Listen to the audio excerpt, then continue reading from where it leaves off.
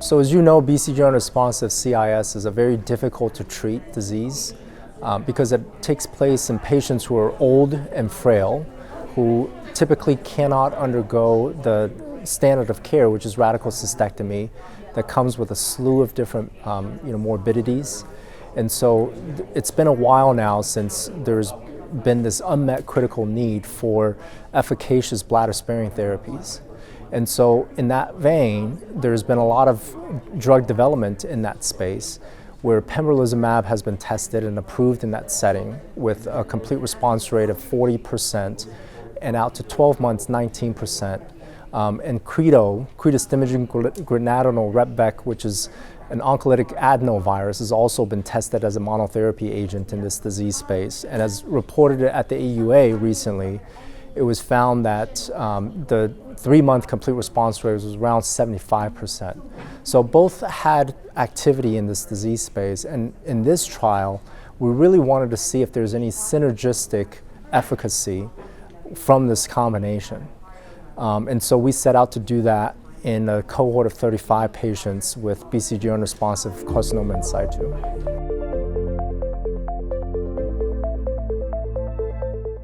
The assessment of the complete response rate at 12 months was done not only with cystoscopy, but also with random bladder biopsies in the different areas of the bladder.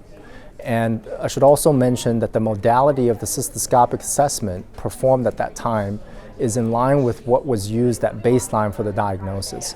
So if patients were diagnosed with blue light cystoscopy, they were also assessed at 12 months with blue light.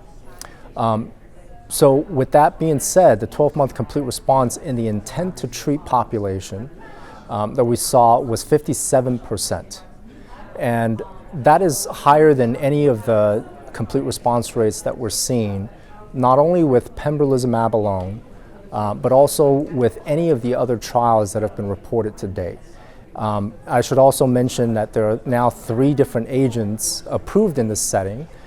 So for Pembro, as you know, it's 19% complete response at 12 months. With nadofaragene is around 25%. And with N803, it's 36%.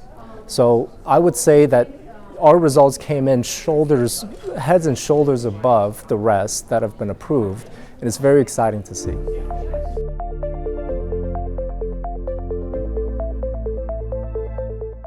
I think that's one of the most exciting things that we're observing on this trial is the durability of the response. So not only are we able to achieve a complete response rate at any time of 83%, we're seeing that many of these patients are maintaining their response through not only the 12-month mark, but actually out to 24 months.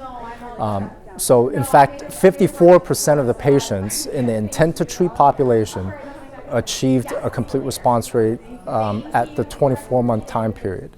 So I think this speaks to the mechanism of action of the 2 different immunotherapeutic agents, that you use the oncolytic virus to generate the cytolysis of the cancer cells at first, bring in a lot of the neoantigen or the tumor-specific immune response, and then you add on the immune checkpoint blockade to boost the response further. And so not only are you seeing that there is a great response up front, but with the immune checkpoint blockade, you're able to maintain that response out.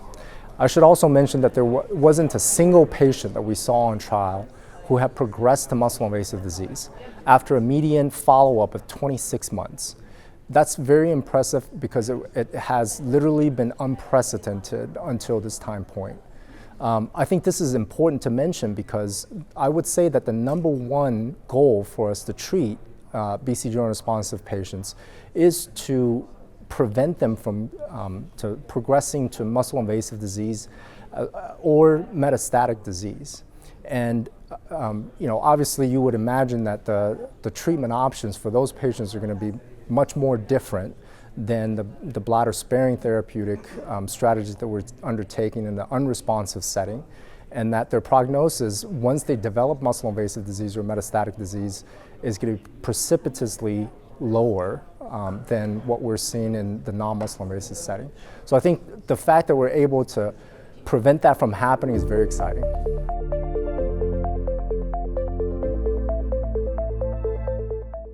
Yeah, so certainly these results are very exciting, but we have to still keep in mind that it's seen in a relatively small cohort. And we have to validate this in a much bigger cohort of patients with this disease setting.